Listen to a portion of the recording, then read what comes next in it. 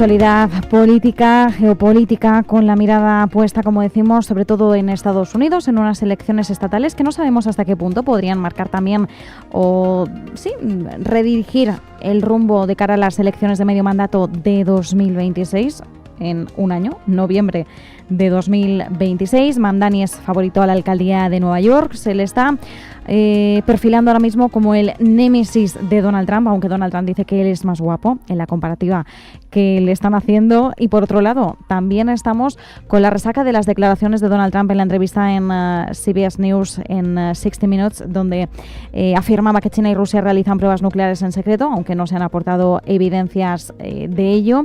Pero también analizaremos un poco cuál es la relación cada vez más estrecha, podríamos afirmar, entre estos dos países, entre Rusia y China, en un momento en el que, como hemos dicho en otras ocasiones, el orden internacional establecido se está reconformando, reconstruyendo, se está deshaciendo y reconstruyendo de nuevo. Rusia y China han dicho que van a desarrollar armas nucleares en un momento en el que la tensión nuclear vuelve a colarse en la conversación pública, en la conversación diplomática. Y bueno, todo esto teniendo en cuenta que el cierre de gobierno de Estados Unidos sigue acumulando días y ya está a puntito de superar el récord anterior. Vamos a hablar de todo ello con Miguel Córdoba, profesor de Economía Financiera en la Universidad CEU San Pablo. Miguel, ¿qué tal? ¿Cómo estás? Hola, encantada, Marta, de estar con vosotros.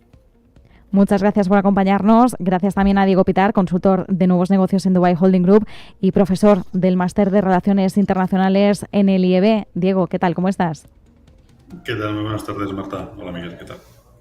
Hola. Bueno, desgranando algunas declaraciones interesantes de Donald Trump en esa entrevista, no dejó títeres sin cabeza y ni tampoco saltó por ningún tema, entró al trapo con todos. De China quiso de nuevo hablar con cierta camaradería, cordialidad, tuvo palabras amables hacia el país y hacia su dirigente, hacia Xi Jinping, aunque en algún punto dio a entender que Estados Unidos era quien había ganado con el acuerdo al que se llegó la semana pasada en Corea del Sur, en el marco de la PEC, pero hay unas declaraciones que podríamos decir que fueron lo más llamativo, que es cuando dijo que China, Rusia y también citó a Pakistán, están realizando pruebas nucleares en secreto. Miguel, ¿cómo debemos tomarnos, por un lado, unas declaraciones que se han hecho sin aportar evidencias, aunque Donald Trump le decía abiertamente a la periodista, evidentemente tú esto no lo sabes, y evidentemente sabemos los mundanos que la información que tenemos es acotada y que efectivamente pues habrá informaciones que los dirigentes tengan que nosotros no, pero la magnitud de esas declaraciones no está tanto en si realizan o no pruebas nucleares, sino en el hecho de que se esté hablando tanto en sí de las pruebas nucleares. Hace una semana Donald Trump anunciaba que Estados Unidos las iba a reanudar después de más de 30 años con un bloqueo en esas pruebas. Claro, es que la situación ha cambiado a raíz de la actitud de Rusia con Ucrania, ¿no? Entonces, a partir de este momento, bueno, pues lógicamente las industrias de defensa están bueno, digamos, dedicándose a producir más armas, a investigar más en materia de defensa y a ver en qué medida, bueno, pues aunque sea con carácter disuasorio, pues uno se puede defender de los otros. La verdad es que yo sigo pensando que el armamento nuclear no es usable, porque significaría prácticamente la destrucción de la Tierra, ¿no? Entonces, quiere decir que yo quiero creer que la gente no está loca, ¿no? Entonces, las pruebas pues son disuasorias, intentan amenazar, intentan hacer cosas. De todas formas, también vamos a analizar la curiosa personalidad de Donald Trump, al que considero un auténtico experto en marketing. Entonces, bueno, él apoya las industrias de defensa americanas, hace que los europeos le compren armas a esas empresas. Me imagino que también tiene sus intereses particulares como empresario y en sus empresas. Entonces, bueno, pues él airea este tipo de cosas que normalmente deberían estar bajo secreto del sumario, porque son temas a lo mejor de seguridad nacional que no deberían salir a la calle, ¿no?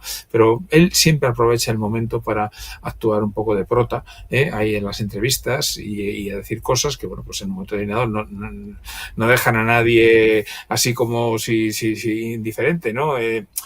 Yo sinceramente creo que se hagan pruebas conjuntas, efectivamente, pues oye, mira, se hacen, Estados Unidos ahora dice, pues también la voy a hacer yo, bueno, pues hablas tú también y ya está, no pasa nada. En principio, tanto Pakistán como China como Rusia tienen armamento nuclear, bueno, que hagan pruebas o las que quieran, si ahora quiere hacerlas en el marco de la OTAN Donald Trump, pues bueno, a mí también me parecerá bien.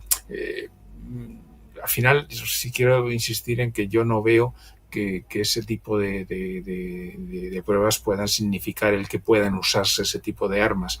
Yo creo que es más un tema de cara a la galería, de demostrar su fortaleza, su fuerza, de cara a intimidar a los demás. Es decir, una disuasión, una intimidación, vamos en esa línea y a priori todos los análisis también se mueven más bien en esa dirección, que ahora mismo estamos en un periodo de disuasión y se utiliza lo nuclear como la mayor disuasión. Evidentemente, Miguel, queremos pensar que nadie está tan loco como para darle al botón nuclear, pero bueno, tampoco no vamos a llamar al mal tiempo, lo vamos a dejar ahí. Pero Diego, tú lo ves en esa misma línea, como nos decía Miguel, ese Trump tan marketingiano, diciendo cosas que quizás no debería decir un presidente, aireando determinados temas, ¿o hay una clara intencionalidad detrás de todo esto? Bueno, la línea es la misma que ha comentado Miguel, ¿no? O sea, al fin y al cabo, tanto por un lado como por otro, los comentarios sí es verdad que son muy marketingianos, pero yo creo que porque Trump aprendió de la vez anterior, ¿no? Entonces yo creo que ha aprendido de aquello y ahora pues su comunicación es, vamos a decir, un poco diferente, ¿no? Vamos a decir que completamente diferente. Pero desde luego sí que en el trasfondo de todo esto tiene un mensaje que además es, no voy a decir claro, pero que me hace mucha gracia porque tiene para todo el mundo y reparte, da una de cal y da una de arena. Y entonces, y no que no se calle, sino que yo creo que en cierta medida quiere tocar todos los puntos porque al final, por estadística, le van a salir más número de puntos bien que más números de puntos mal. Entonces, su imagen, pues vamos a decir que se lavará en cierta medida o tendrá una imagen un poco diferente, como habíamos comentado, Marta, desde una perspectiva un poco marketingiana, ¿no? Entonces, yo creo que van por ahí sus comentarios, van por ahí sus dichos. Sí que es bastante más prudente que, por ejemplo, cuando la administración Biden ahora va a hablar de China, y eso sabe que si no le comen por los pies. Y entonces, claro, al fin y al cabo, no olvidemos, es una cosa que siempre digo aquí, siempre te la repetiré, Marta, no olvidemos que es un hombre de negocio, no es un político. Sí.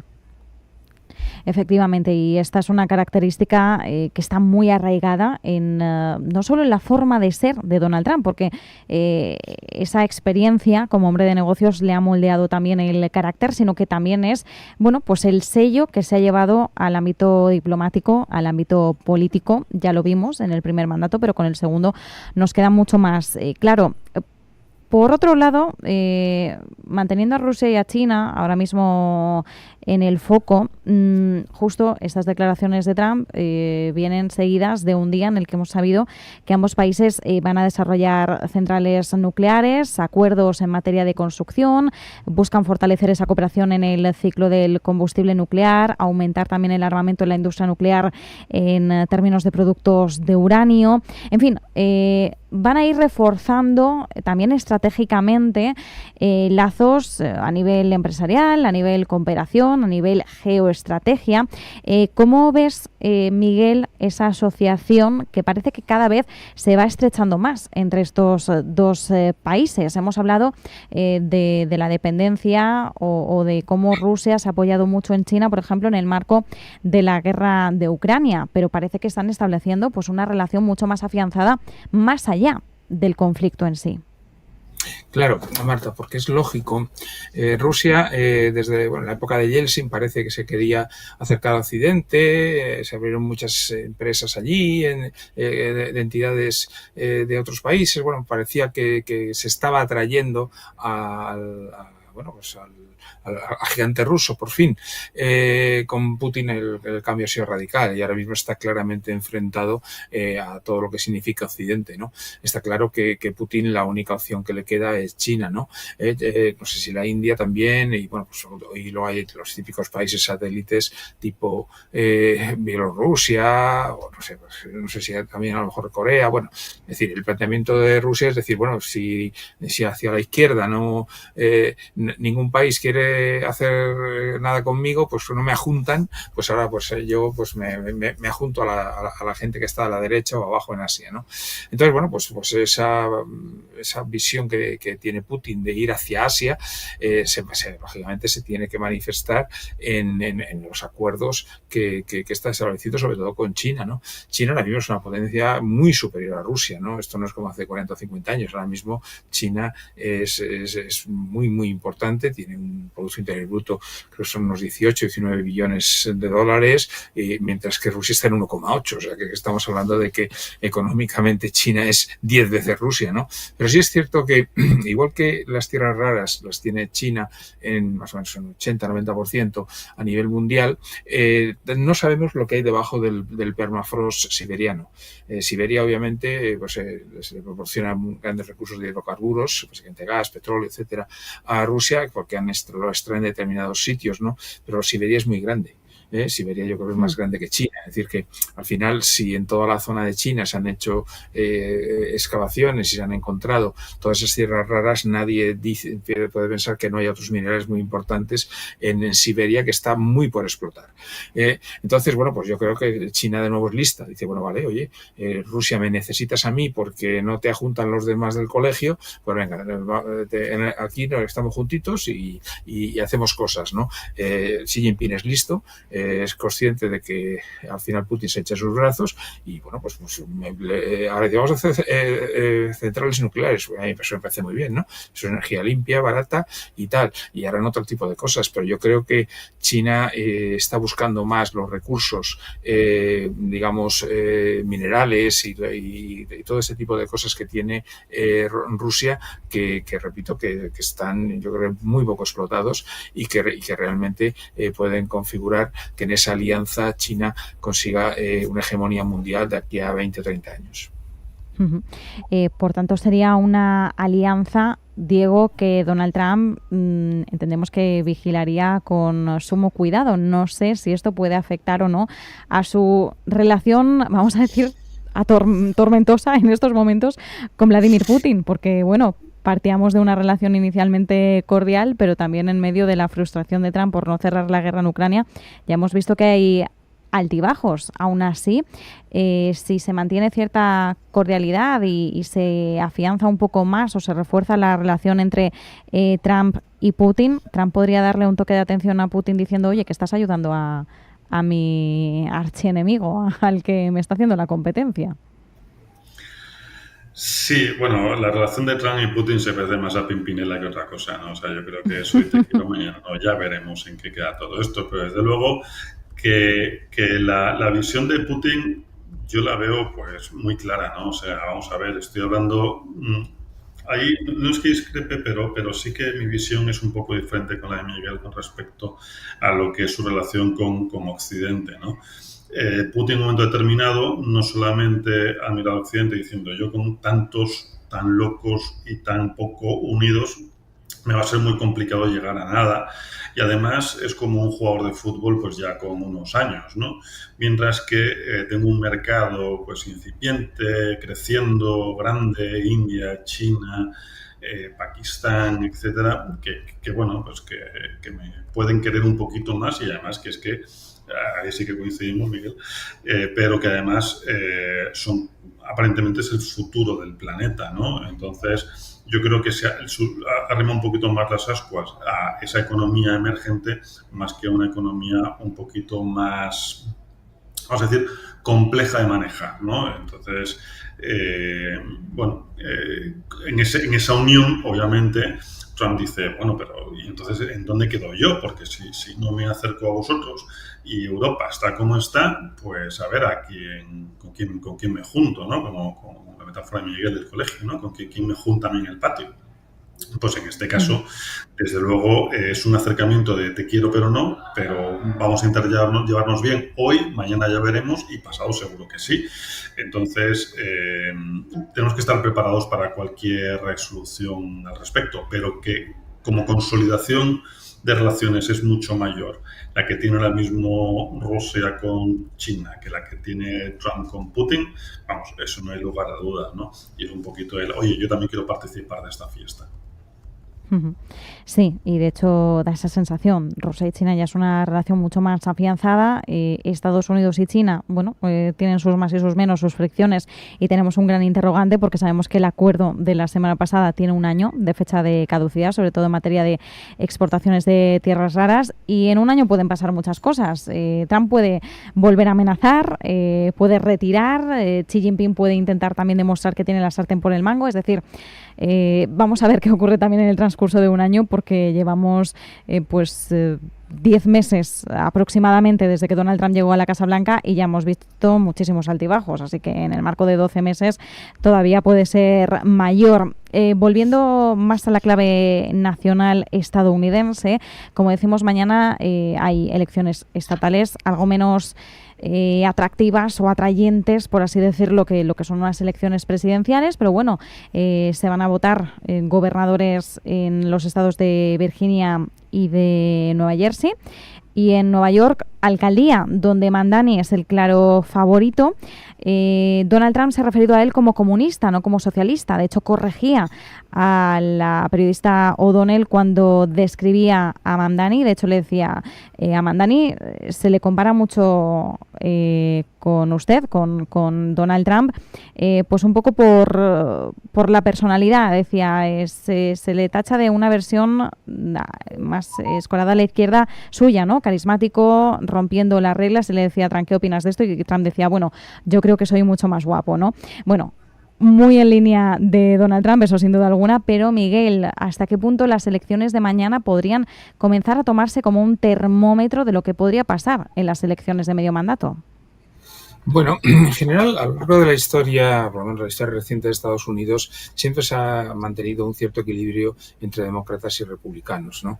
Entonces, bueno, pues yo creo que los votantes norteamericanos, bueno, pues votaban a Trump porque era Trump, pero yo creo que le han votado más a él que, digamos, a las ideologías o a lo que pasa en los estados y demás, ¿no? Yo creo que las votaciones que va a haber ahora, tanto esta como sobre todo la de noviembre del año que viene, van a estar más en la línea habitual entre demócratas y republicanos, ¿no? Entonces, bueno, pues yo creo que al final es bueno que haya un cierto contrapeso de poderes para evitar precisamente un shutdown como que se ha producido, ¿no? Con el tema de ahora que llevan 34 días así, ¿no?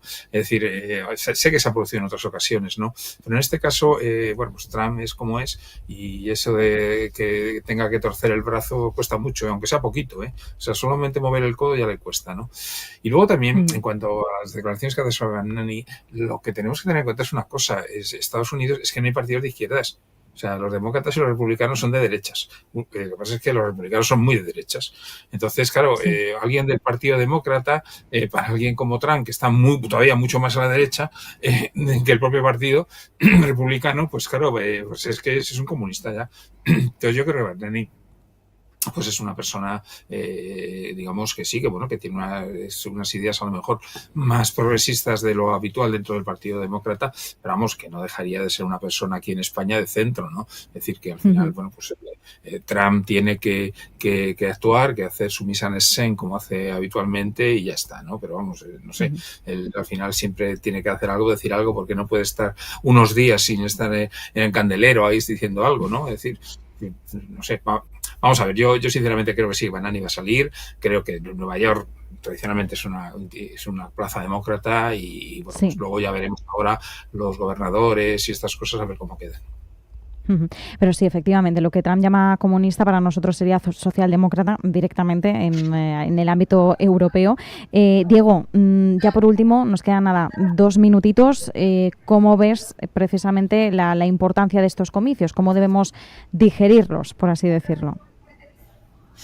Bueno, yo creo que es un poquito pronto para luego hacer una extrapolación a lo que pueda ocurrir luego a efectos de estados, ¿no? O sea, aquí me uno, Miguel, en que realmente en el caso concreto de Nueva York, la alcaldía, pues sí, efectivamente siempre ha sido pues, con ese carácter demócrata, con lo cual extrapolarlos tal cual sí que puede ser, va a ser complicado, pero sí que puede ser una llamada de atención a Trump de, oye, tú prometiste unas cosas y todavía estamos a la espera, ¿no? Cuando realmente, bueno, pues las cosas de Palacio van despacio, pero sí que es verdad que Trump ahí se precipitó quizás un poquito dando tiempos tan cortos para poder solventar sobre todo los problemas más que nada de tanto internos como externos y quizás también el hecho de que la administración esté parada, los movimientos que hubo el mes pasado en Washington, etcétera, pues eso también puede ser un toque de atención. Con respecto a Mamdani, pues bueno, saldrá seguramente elegido y bueno, a ver qué tal anda de micrófonos y de altavoces, pero va a ser un poco partido de tenis entre los dos diciéndose cosas. No olvidemos que Estados Unidos es un país que a efectos políticos hoy no estás, mañana estás arriba del todo y pasado te echan a los pies de los caballos. O sea, que es que es un país muy cruel a efecto político con los candidatos, con lo cual hoy Mamdani es verdad que está ahí en la picota, pero a ver qué tal sale, cómo lo hace y ya veremos en las próximas elecciones si no es un defenestrado más. Pues nos quedamos con estas claves, con ese análisis. Muchísimas gracias por este ratito de tertulia. Miguel Córdoba, profesor de Economía Financiera en la Universidad CEU San Pablo, y Diego Pitarch, consultor de nuevos negocios en Dubai Holding Group, profesor del Máster de Relaciones Internacionales en el IEB. Un abrazo. Buenas noches. Hasta luego.